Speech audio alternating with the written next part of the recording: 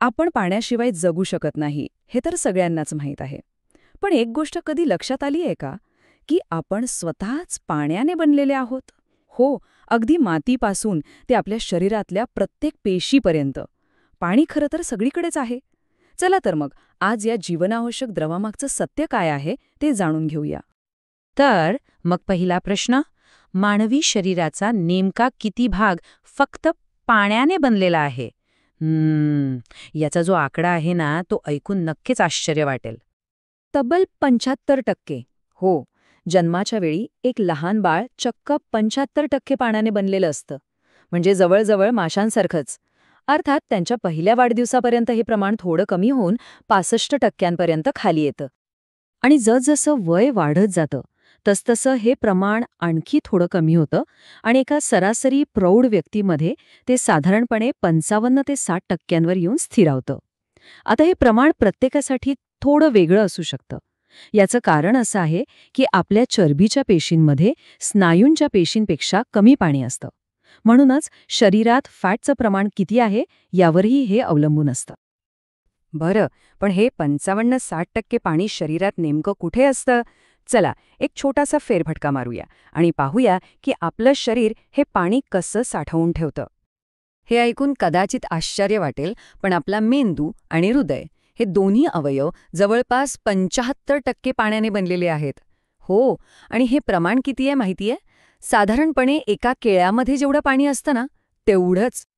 आणि गोष्ट इथेच थांबत नाही. आपले फुफ्फुस तर याच्याही एक पाऊल पुढे आहेत. ती तब्बल 83% पाण्याने बनलेली आहेत. म्हणजे विचार करा, एका रसरशीत सफरचंदात जेवढा ओलावा असतो ना, त्यापेक्षाही जास्त. आणि आता सर्वात आश्चर्यकारक गोष्ट, आपल्याला वाटतं की हाडं म्हणजे एकदम कठीण आणि कोरडी असतात, बरोबर. पण आपली हाडं सुद्धा 31% पाण्याने बनलेली असतात. कोणी विचार तरी केला असेल का याचा? ठीक आहे. मग जर आपलं शरीर इतकं पाण्याने भरलेलं आहे, तर मग आपल्याला सतत पाणी पिण्याची गरज का लागते? याचं सोपं उत्तर आहे, कारण आपल्या शरीरातून रोज पाणी कमी होत असतं. किती कमी होतं? तर आपण दररोज साधारणपणे 2 ते 3 लिटर पाणी गमावतो. कल्पना करा, म्हणजे पाण्याच्या 2-3 मोठ्या बाटल्या भरून पाणी रोज आपल्या शरीरातून बाहेर जात असतं.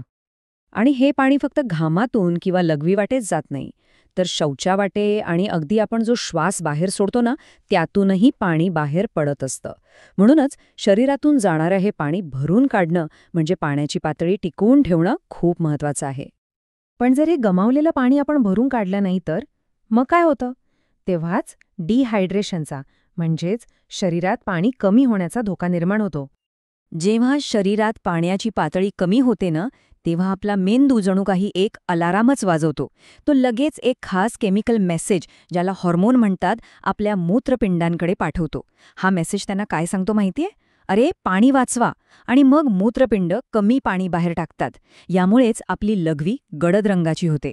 खरं तर हा आपल्या शरीराचा पाणी वाचवण्याचा एक खूप हुशार मार्ग आहे. डिहायड्रेशनची लक्षणं बऱ्याचदा लगेच जाणवायला लागतात.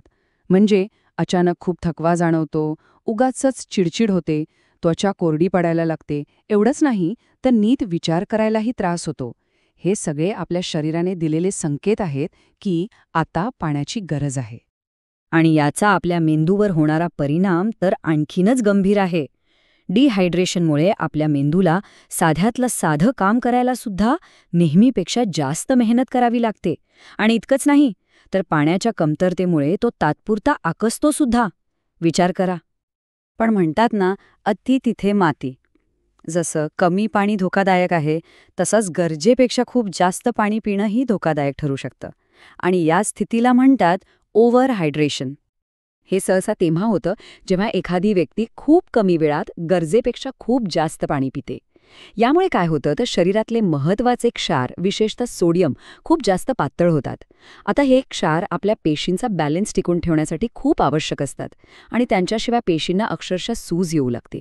हे खूप धोकादायक असू शकतं, विशेष करून जे खूप व्यायाम करतात, जसं की धावपटू किंवा खेळाडू, त्यांच्यासाठी. म्हणजे बघा, डिहायड्रेशन आणि ओव्हरहायड्रेशन हे शरीरावर अगदी 180 डिग्री उलट परिणाम करतात. एकीकडे डिहायड्रेशनमध्ये मेंदू पाणी वाचवण्यासाठी जास्त हॉर्मोन तयार करतो आणि तात्पुरता आकसतो.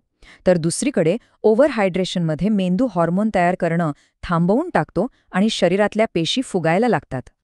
चला तर मग आता सगळ्यात महत्वाच्या प्रश्नाकडे येऊया. तो म्हणजे आपल्याला रोज नक्की किती पाणी प्यायला हवं? आपण सगळ्यांनीच लहानपणापासून एक गोष्ट ऐकली आहे, दिवसातून 8 ग्लास पाणी प्या, बरोबर? हा सल्ला इतका प्रसिद्ध आहे की तो जणू काही एक नियमच बनून गेला आहे. पण हा जो समज आहे तो खरंच योग्य आहे का? की यामागचं विज्ञान काहीतरी वेगळं सांगतं? तर खरं सांगायचं तर एकच नियम सगळ्यांना लागू असं इथे चालत नाही. एखाद्या व्यक्तीला पाण्याची किती गरज आहे हे त्या व्यक्तीचं वजन, ती व्यक्ती कुठे राहते, किती व्यायाम करते, या सगळ्या गोष्टींवर अवलंबून असतं. पण एक साधारण अंदाज म्हणून पुरुषांना रोज 2.5 ते 4.5 लिटर आणि महिलांना 2 ते 3.5 लिटर पाण्याची गरज असते. अर्थात जर हवामान उष्ण असेल तर ही गरज वाढते. आणि इथे एक गंमतशीर गोष्ट आहे. आपल्याला लागणारं सगळं पाणी फक्त थेट पाणी पिण्यातूनच येत नाही. आपल्या रोजच्या गरजेपैकी जवळपास 20% पाणी आपण जे अन्न खातो त्यातून मिळतं. विचार करा, स्ट्रॉबेरी किंवा काकडीसारख्या फळभाज्यांमध्ये तर 90% जास्त पाणी असतं. योग्य प्रमाणात पाणी पिणं हे फक्त आजचा दिवस चांगला जाण्यासाठी महत्त्वाचं नाहीये. त्याचे आपल्या आरोग्यावर खूप दूरगामी आणि चांगले परिणाम होतात. अनेक अभ्यासांमधून असं दिसून आलं आहे की रोज पुरेशा प्रमाणात पाणी पिण्यासारखी एक साधी सवयसुद्धा स्ट्रोकचा धोका कमी करू शकते. इतकंच नाही तर मधुमेहाचं व्यवस्थापन करायला मदत करते आणि काही विशिष्ट प्रकारच्या कर्करोगाचा धोका कमी करण्यातही मदत करू शकते. तर आज आपण पाहिलं की शरीरातल्या पाण्याच्या पातळीचा आपल्या विचारांवर, भावनांवर आणि एकूणच आरोग्यावर किती खोलवर परिणाम होत असतो. मग पुढच्या वेळी जेव्हा पाण्याचा ग्लास हातात घ्याल तेव्हा हा विचार नक्की करा की हा 1 ग्लास पाणी एखाद्या व्यक्तीचं भविष्य किती बदलू शकतं.